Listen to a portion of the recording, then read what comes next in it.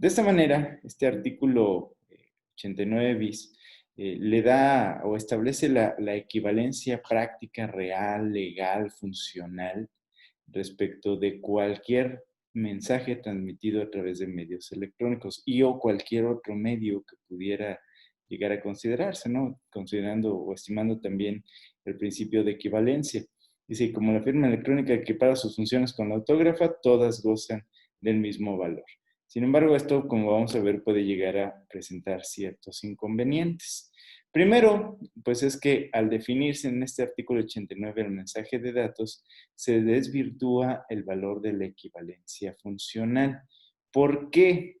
Pues porque puede ser que existan mensajes transmitidos a través de diversos medios, ¿no? El mensaje de datos, la información generada, enviada, recibida o archivada por medios electrónicos, ópticos o cualquier otra tecnología, pero es en realidad más aproximada a la de un documento electrónico esta definición. Es decir, el mensaje de datos en realidad no es esta información. La información es el documento electrónico, ¿verdad? El mensaje de datos es el contenido de ese documento electrónico, porque el mensaje de datos puede ser, eh, eh, pudiera incluso no estar contenido en alguno de estos medios. Digamos que ese pudiera ser uno de los inconvenientes para efecto de poder llegar a determinar y diferenciar documento electrónico del mensaje de datos, ¿no? Digamos que uno es el continente y otro es el contenido de este, pero el contenido puede ser eh, eh, englobado, puede estar dentro de diversos continentes, incluso algunos no previstos por la legislación, que pudiera, como les mencionaba, el, eh, de alguna manera dejar anacrónica la legislación ante los avances de la ciencia y de la tecnología.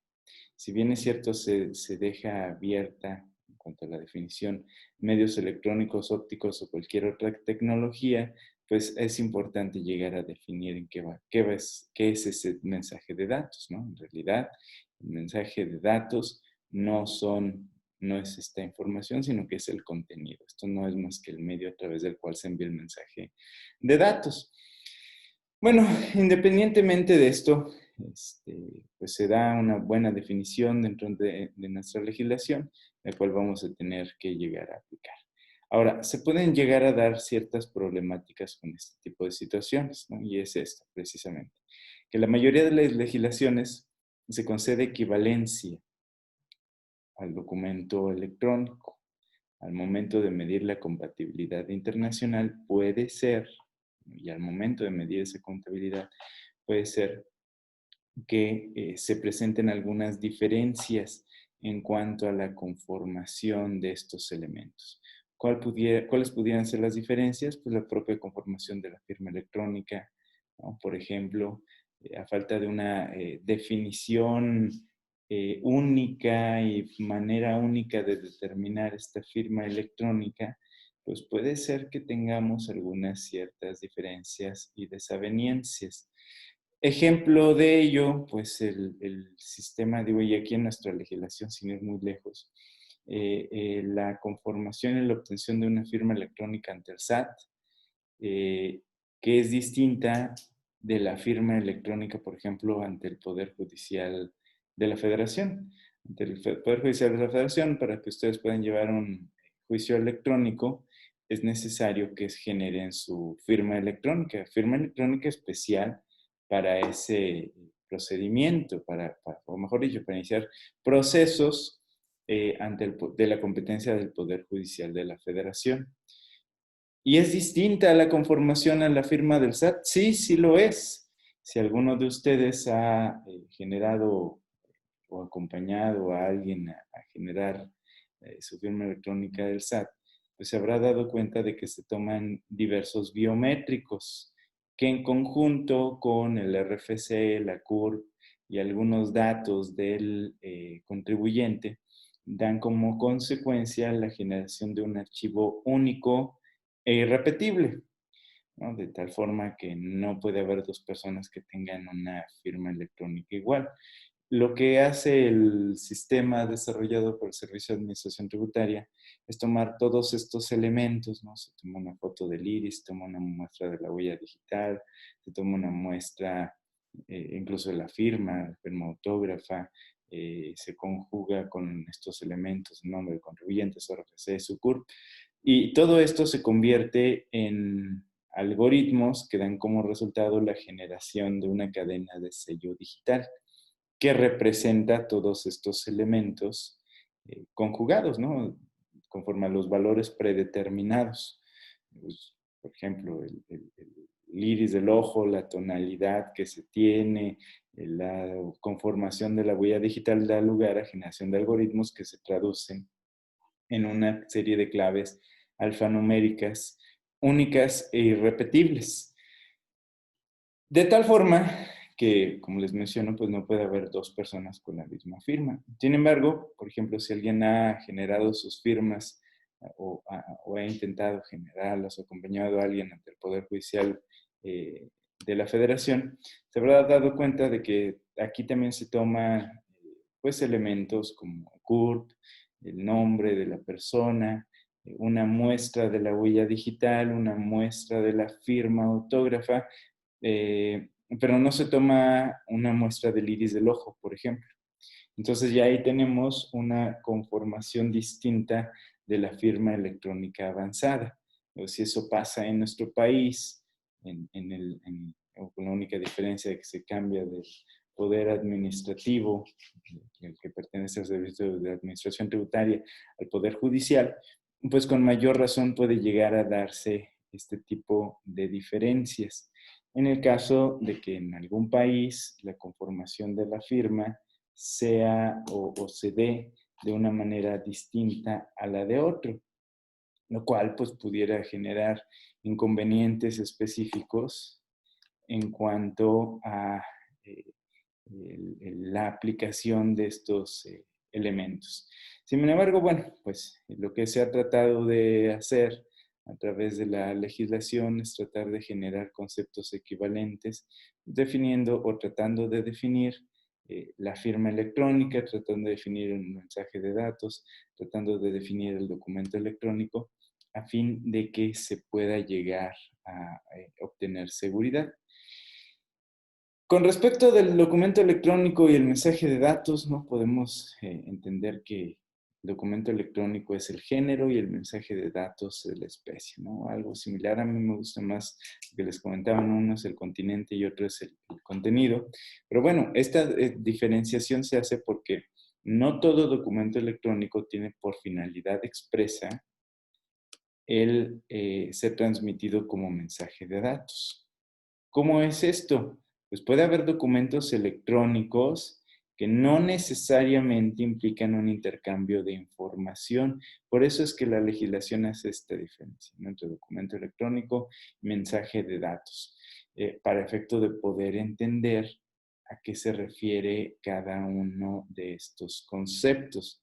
Documento electrónico, entonces, es eh, continente, es el medio a través del cual se puede plasmar o almacenar información que no necesariamente puede llegar a ser transmitida.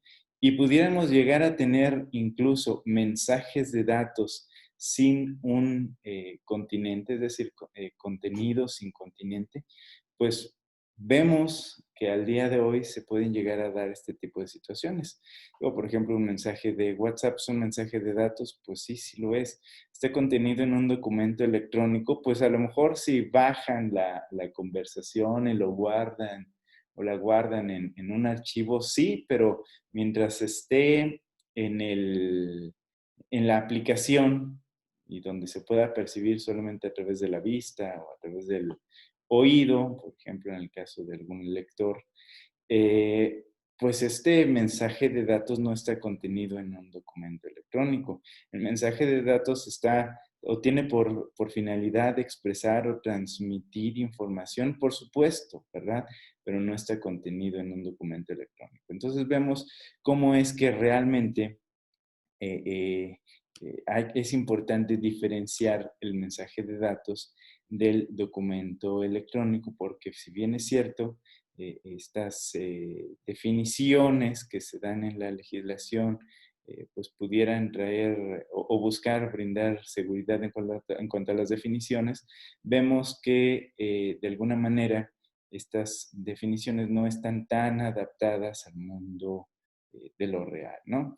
Con respecto de la firma electrónica, bueno, también se presentan problemáticas, como lo comentábamos hace un momento, en cuanto a la definición. Aquí vemos el artículo 89 del Código de Comercio, que define la firma electrónica, el 89, que es de donde salieron estos principios y que establece una serie de conceptos definidos a efecto de poder establecerlos de manera práctica en el mundo de lo jurídico. El artículo 89 señala que la firma electrónica son los datos en forma electrónica consignados en un mensaje de datos o adjuntados o lógicamente asociados al mismo por cualquier tecnología, que son utilizados para identificar al firmante con relación con el mensaje de datos. O sea, son datos consignados en un mensaje de datos. Ok, esto no necesariamente es así, porque puede ser que los datos estén consignados en un documento electrónico, ¿verdad? Por las cuestiones que comentábamos hace un momento. Entonces, datos, forma electrónica que son consignados en un mensaje de datos, adjuntados o lógicamente asociados al mismo por cualquier tecnología. Y es aquí donde queda sumamente abierta la conformación de la firma electrónica, porque pues habla de cualquier tecnología, desde la definición, determinación, obtención y forma en la que se plasma esta firma electrónica en el mensaje de datos o en el archivo electrónico, que son utilizados para identificar al firmante con relación al mensaje de datos. Digamos que ese es el punto neural, ¿no? La identificación de o la asociación del firmante con el mensaje, para establecer quién es la persona o personas que dieron origen a este documento. En relación con el mensaje de datos, e indicar que el firmante aprueba la información contenida en el mensaje de datos y que produce los mismos efectos jurídicos que la firma autógrafa, siendo admisible como prueba en juicio. Entonces, pues bueno, vemos que deja sumamente abierta la conformación de la firma. Si bien es cierto, en el Código de Comercio se regula de manera específica la manera en la que se va a obtener esta firma, pues de acuerdo al principio de equivalencia que comentábamos hace un momento, bueno, una de las sesiones pasadas, perdón, de acuerdo al principio de equivalencia, pues no hay una conformación unilateral. La UNCITRAL no ha dicho a todos los países miembros de la ONU, esta es la única manera en la que se va a poder generar la firma electrónica, sino que cada quien define y determina cómo es que se va a definir y a emitir, a consignar esa firma electrónica. Y lo que hacen las legislaciones de los países básicamente, de acuerdo a la ley modelo de la UNCITRAL, es solamente definir qué es la firma electrónica de manera muy general y cada quien regula o determina cómo es que se va a hacer, o mejor dicho, cómo se ve que se va a conformar esta firma electrónica avanzada. Por otro lado, vemos el artículo 97 del Código de Comercio, que dice: cuando la ley requiera o las partes acuerden la existencia de una firma en relación con un mensaje de datos, se entenderá satisfecho dicho requerimiento si se utiliza una firma electrónica que resulte apropiada para los fines para los cuales se generó y comunicó ese mensaje de datos. La firma electrónica se considerará avanzada o fiable si cumple por lo menos con los siguientes requisitos. Esto sí lo marca la ley modelo de la UNCITRAL. ¿Cuáles, independientemente de tu conformación de la firma, debe de cumplir con esos requisitos para efecto de que la podamos considerar, sin que esto implique una violación al principio de equivalencia, ¿no? Entonces, uno, los datos de creación de la firma en el contexto en que son utilizados corresponden exclusivamente al firmante. O sea, no puede haber dos o más firmas iguales, sino que debe de haber o de existir una manera de individualizarla a fin de que pueda llegarse a aplicar. Los datos de creación de la firma de la firma estaban en el momento de la firma bajo el control exclusivo del firmante. Es decir, la conformación de la firma no puede ser generada por nadie más que el dueño del mismo, ¿no? No podemos permitir que un tercero genere la firma electrónica porque entonces se perdería la finalidad, que sería la manifestación de la voluntad. Dice que sea posible detectar cualquier alteración de la firma electrónica hecha después del momento de la firma. Son medidas de seguridad, ¿no? Para efecto de que ésta quede encriptada y que no pueda llegar a ser modificada de manera alguna. Si ustedes han visto las firmas electrónicas, se habrán dado cuenta que existen dos tipos de archivos, uno con terminación .key y otro con terminación .ser. Estos dos archivos forman parte de la misma firma y en conjunción, cuando se suman a la plataforma, por ejemplo, en el caso de la plataforma del SAT, ¿no? Ustedes quisieran presentar alguna documentación a través del buzón electrónico, del buzón tributario, o que quisieran presentar alguna declaración o lo que sea, tienen que utilizar estos dos archivos que deben de corresponder. El archivo .key es el que contiene la suma de todos estos algoritmos y el archivo .ser es el que contiene los datos de verificación y el que permite abrir la firma electrónica a través de una clave, como la clave de su correo electrónico o de cualquier cuenta electrónica que ustedes posean, y que permite, una vez abiertos estos dos archivos, conjuntarlos y que por la equivalencia que existe entre los mismos da como consecuencia que se abra la firma electrónica, ¿no? Se supone que son inalterables, cada uno de estos tiene una conformación especial.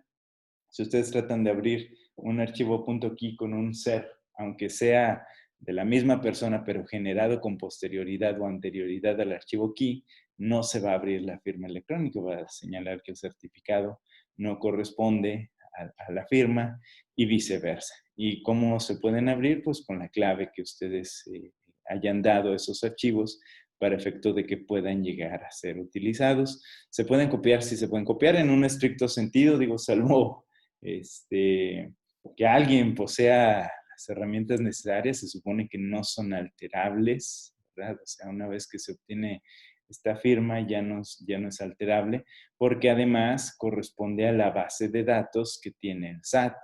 Entonces, el SAT verifica que estos archivos correspondan en identidad con los que ellos tienen y de esta forma no pueden llegar a ser modificados.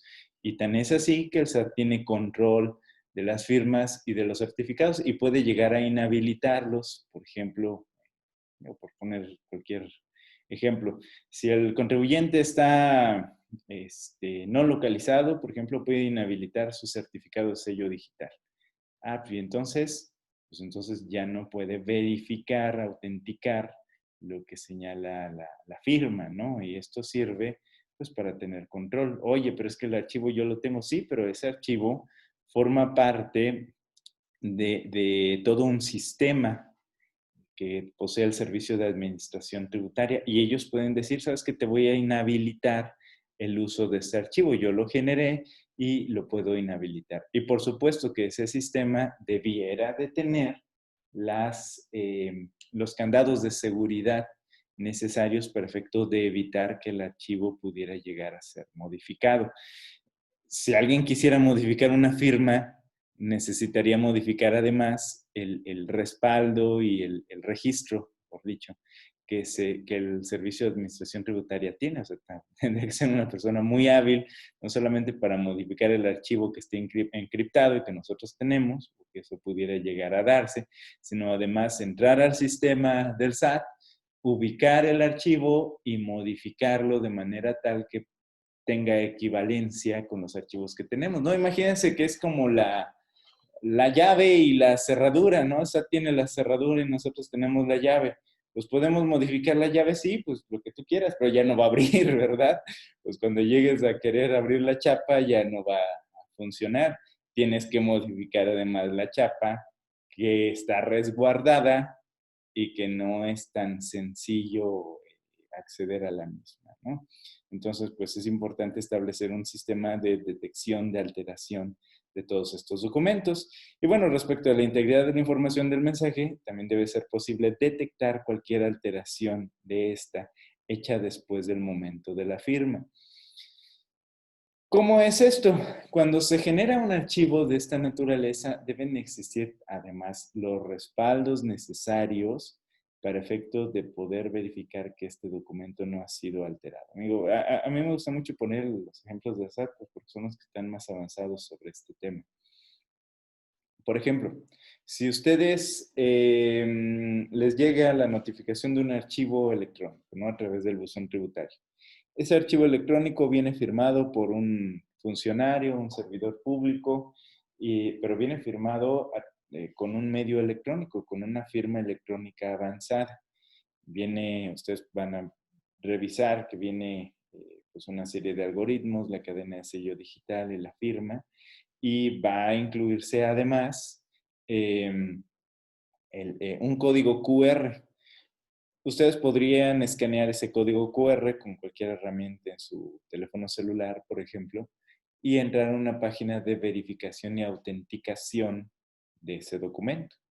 Y eso es una herramienta que puede ser perfecto de evitar sorpresas, ¿no? Porque pues el problema con estos documentos es que pudieran llegar a ser alterables, ¿no? Y es una de las críticas que se hace eh, por parte de los más conservadores al uso de las nuevas tecnologías. Dicen, bueno, pues que este documento electrónico puede llegar a ser alterable, ¿no? Pues imagínate, si se alteran las pruebas, documentos reales en los procesos, imagínate este tipo de documentos que obran en un archivo electrónico.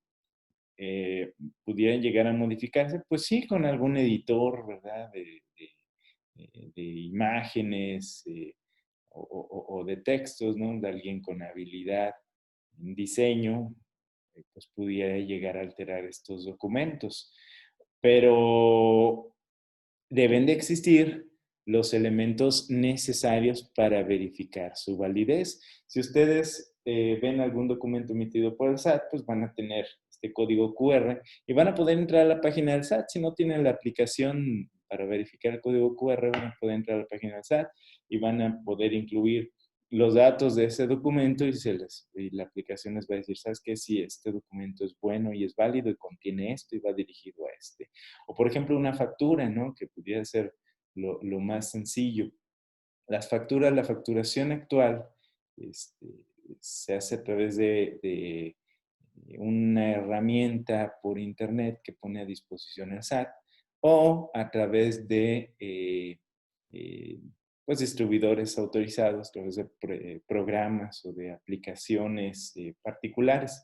Ustedes le pagan a una empresa particular que está certificada por el SAT y que les ayuda a generar una factura. Pero en todo caso, estas aplicaciones están enlazadas con el sistema del SAT.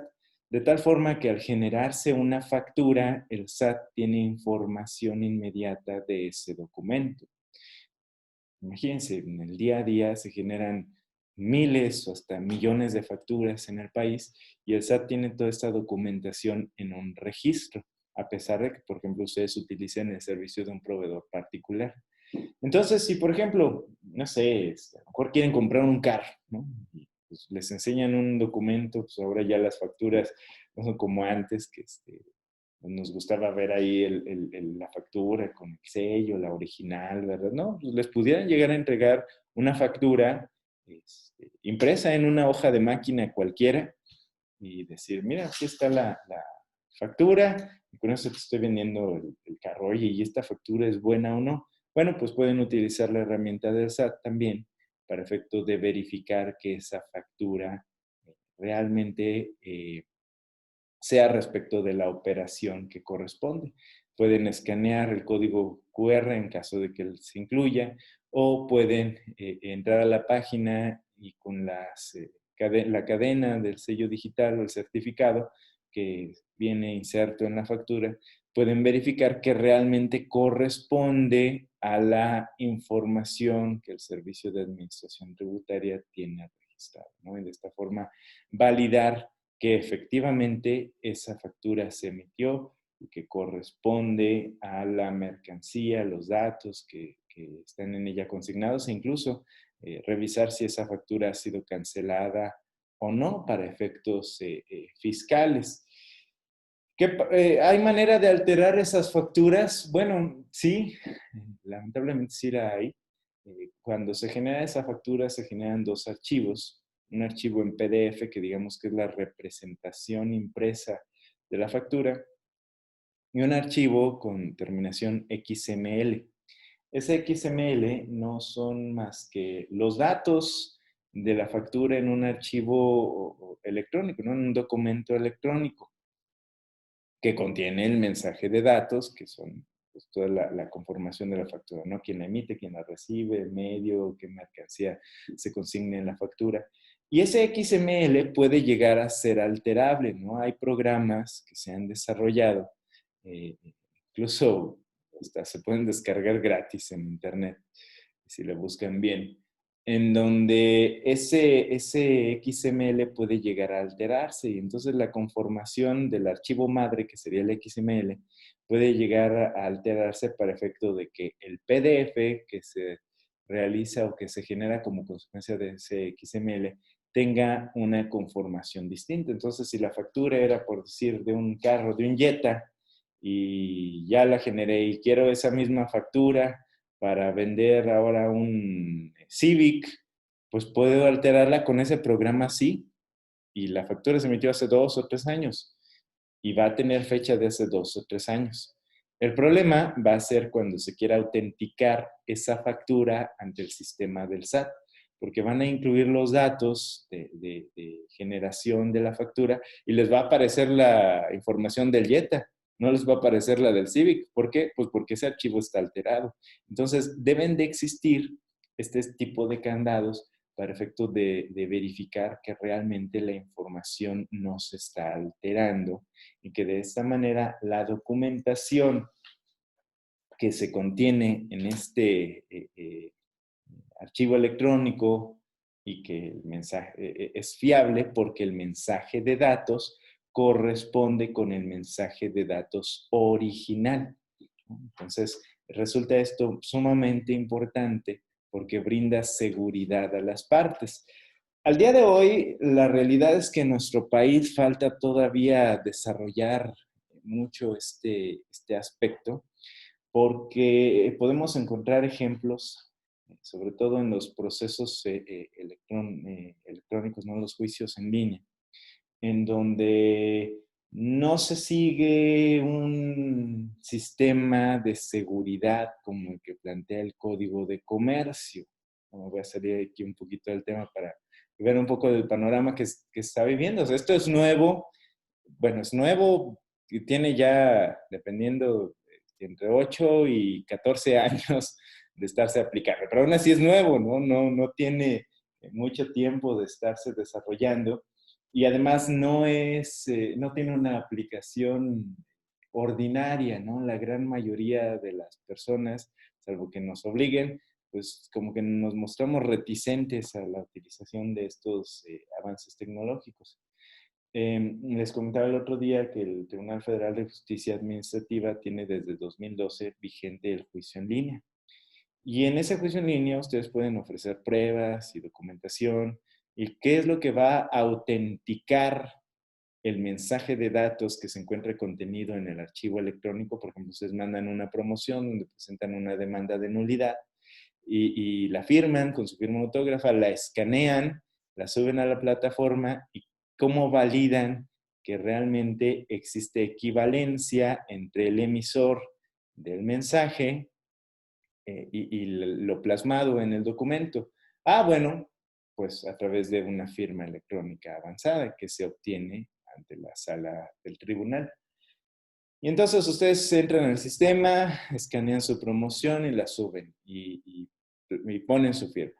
¿Qué es lo que prueba esa firma? Pues que el contenido del archivo electrónico corresponde al mensaje de datos, que ustedes son los emisores del mensaje de datos. Ah, muy bien. Pero vamos a suponer que están ofreciendo pruebas. Pruebas, por ejemplo, consistente en un contrato en el que ustedes no intervinieron, intervinieron terceros y ustedes obtuvieron una copia certificada o obtuvieron una copia y se altera ese documento de manera tal que a lo mejor teníamos un contrato firmado entre particulares y lo que se hizo fue alterar una certificación para que parecía que ese documento había sido certificado ante un notario o un corredor público. ¿Hay algún medio a través del cual se pueda autenticar ese documento y autenticar que el documento electrónico, el archivo electrónico y el mensaje de datos en el contenido corresponde con el documento físico que yo tengo? Porque el notario me pone su sello, su firma, viene ahí el número del protocolo, del libro donde quedó inscrito, ¿verdad?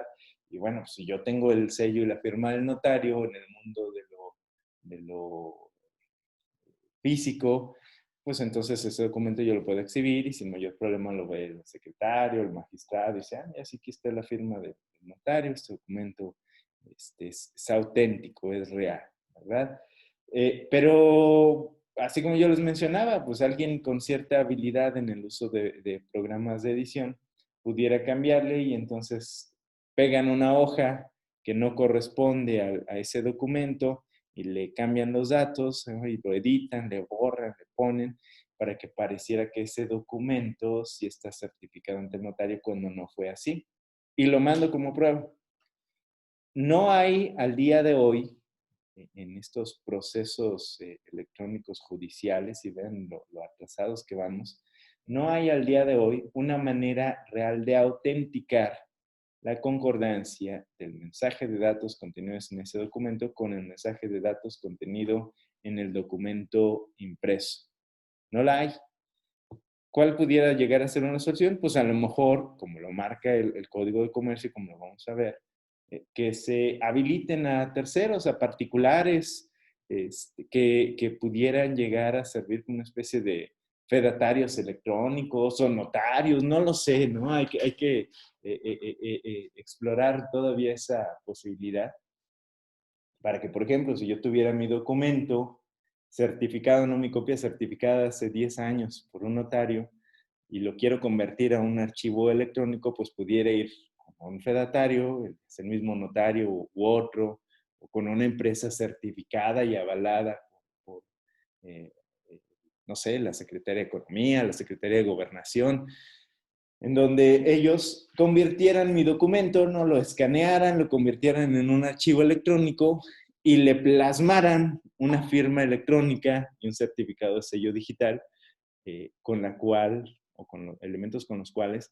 avalaran la concordancia de ese documento electrónico, de ese archivo electrónico y del mensaje de datos en el contenido con el documento físico. Y de esa forma, pues ya se diera plena validez y seguridad a las partes. Como les digo, todavía falta un poco de avance en cuanto a este tipo de situaciones. La realidad es que aún el Poder Judicial de la Federación no tiene un sistema de autenticación como el que les comento y se basa todo en la buena fe. Digo, está muy bien, ¿verdad? Que se basa en la buena fe. El problema es que va a haber alguien que pretenda sorprender a los organismos jurisdiccionales aprovechando estas coyunturas y esta falta de regulación. Yo creo que sí es importante el establecer una regulación adecuada para darle seguridad a los justiciables. Así, muy rápido, en mi experiencia personal, me han falsificado documentos en juicios de nulidad. Casi no llevo asuntos donde tenga que combatir a otros abogados particulares o enfrentar a otros abogados, pero sí con autoridades, y las autoridades gubernamentales, que deberían de ser las que debieran de velar por la legalidad en los procesos, pues me han falsificado documentos, ¿no? Constancias de notificación, firmas y demás. Claro que pues siempre hay manera ahí de controvertirlo, pero pues resulta muy desagradable el encontrarse con esas sorpresas. Y eso que es el proceso tradicional, donde uno ve la información y aunque hay mayor oportunidad de analizarla, o es más fácil identificar este tipo de alteraciones, pues con mayor razón es necesario establecer elementos de seguridad en la utilización de medios electrónicos, ¿no? Finalmente esto, como les comento, es en favor de los propios gobernados. Y bueno, por terminar el artículo, dice: lo dispuesto en este artículo se entenderá sin perjuicio la posibilidad de que cualquier persona demuestre de cualquier otra manera la fiabilidad de una firma electrónica o presente pruebas de que una firma electrónica no es fiable. Y deja abierta la puerta. Bueno, es una presunción en cuanto a la fiabilidad de la firma, siempre y cuando se cumple con estos elementos, pero pues se puede probar en contra, para efecto de demostrar que un documento ha sido alterado, ¿no? A través de estos candados de seguridad que les comentaba y que pueden llegar a aplicarse para efecto de que puedan verificarse todos estos aspectos. Bueno, pero regresamos entonces al artículo 89. ¿No? Recuerdan que estábamos en el 89 y fue de ahí de donde partimos hacia los principios, y entonces regresamos a este artículo 89, que es el que establece definiciones, que todavía es lo que estamos viendo, ¿no? Definiciones en cuanto al comercio electrónico. Dice, este sería el párrafo segundo, dice: tercero, perdón, en los actos de comercio y en la formación de los mismos podrán emplearse los medios electrónicos, ópticos o cualquier otra tecnología. O sea, abre de manera general la aplicación de la tecnología a cualquier acto de comercio. Para efecto del presente código se deberán tomar en cuenta las siguientes definiciones, y esto es muy importante. Las definiciones entonces son las que nos van a dar seguridad respecto de cada uno de los aspectos y elementos, conceptos que vamos a utilizar en las operaciones comerciales, donde se empleen todos estos medios electrónicos, ópticos, y queda abierto cualquier otra tecnología, ¿no? Al día de hoy, por ejemplo, los mensajes de datos, pues estamos acostumbrados a mandarlos a través de medios escritos, ¿verdad? Les digo, ya sea a través de un documento electrónico o a través de diversos medios o canales, como podría ser el WhatsApp, pero pudiera haber mensajes de datos meramente visuales que no fueran palpables a través de una pantalla, por supuesto, ¿no? Pudiera existir eventualmente algún medio de proyección holográfica. Luego van a sacar un teléfono celular que proyecte una imagen holográfica y desde ahí ustedes van a estar revisando la información. Ya hay computadoras que hacen eso, son caras y son muy grandes, pero con el avance de la tecnología verán que en algunos años va a pasar algo así. Ya transmitimos notas de voz, luego a veces cuando vamos manejando y queremos contestar, en lugar de llamar, ¿verdad? Mandamos una nota de voz a nuestros amigos o compañeros para efecto de emitir algún mensaje de datos, ¿no? Y esto puede servir para manifestar la voluntad, por supuesto que sí, ¿no? Por esta utilización de medios electrónicos, ópticos o cualquier otra tecnología. Y entonces encontramos definiciones, ¿no? Certificado, todo un mensaje de datos u otro registro que conforme al vínculo entre un firmante y los datos de creación de la firma electrónica. Datos de creación de la firma electrónica son los datos únicos como códigos, claves, criptográficas privadas, que el firmante genera de manera secreta y utiliza para crear su firma electrónica a fin de lograr el vínculo entre dicha firma electrónica y el firmante. Pues, ¿cómo es que se conforma la firma electrónica, ¿no? Con los datos de creación. Destinatario, pues la persona designada por el emisor para recibir el mensaje de datos, pero que no esté actuando a título de intermediario con respecto de dicho mensaje. ¿Por qué? Pues para definir a quién se le está manifestando la voluntad libre, ¿no? El emisor, pues la persona, al tenor del mensaje de datos, que haya actuado a nombre propio o en cuyo nombre se haya enviado o generado el mensaje antes de ser archivado, si ese es el caso, pero que no haya actuado a título de intermediario, ¿no? Vean cómo la ley establece estas definiciones muy interesantes, porque pudiera haber intermediarios que transmitan solamente ese mensaje, ¿no? Personas que formen parte de una cadena de transmisión de información, pero pues no son ni los emisores ni los destinatarios, sino que quedan en medio de. La definición de la firma electrónica fue que, bueno, ya vimos hace un momento, La firma electrónica avanzada o fiable, que sería la firma electrónica que cumple con los requisitos del 97, ya vimos hace un momento. El firmante, la persona que posee los datos de creación de la firma, que actúa en nombre propio. El intermediario, ¿no? En relación a un mensaje de datos que se entenderá la persona que actuando por cuenta de otra, envíe, reciba o archive dicho mensaje o preste algún otro servicio con respecto de él. ¿Por qué es importante definir la figura del intermediario? Porque vamos a encontrar que estos pueden fungir en la transmisión de los mensajes de datos, pero no son ellos quienes manifiestan la voluntad o los destinatarios de los mismos, ¿no? El mensaje de datos, pues la información generada, enviada, recibida o archivada a través de los medios electrónicos, ópticos o cualquier otra tecnología. La parte que confía, la persona que siendo o no el destinatario actúa sobre la base de un certificado o de una firma electrónica, es decir, quien le está dando plena validez al documento electrónico que contiene el mensaje de datos. Prestador de servicios de certificación, la persona o institución pública que presta servicios relacionados con firmas electrónicas y que expide los certificados en su caso. Ojo, esto es muy importante porque el Código de Comercio sí tiene la inclusión de este prestador de servicios de certificación. O sea, el prestador de servicios de certificación es el que valida el contenido del documento electrónico y lo autentifica, perdón, con respecto al mensaje de datos. La Secretaría, pues la Secretaría de Economía, que es la que rige básicamente toda la problemática que se lleva. Sistema de información, pues sistema utilizado para generar, enviar, recibir, archivar o procesar de alguna forma mensajes de datos. Y titular del certificado, la persona cuyo favor se ha expedido él mismo. Bien, vamos a suspender aquí la sesión, chicos.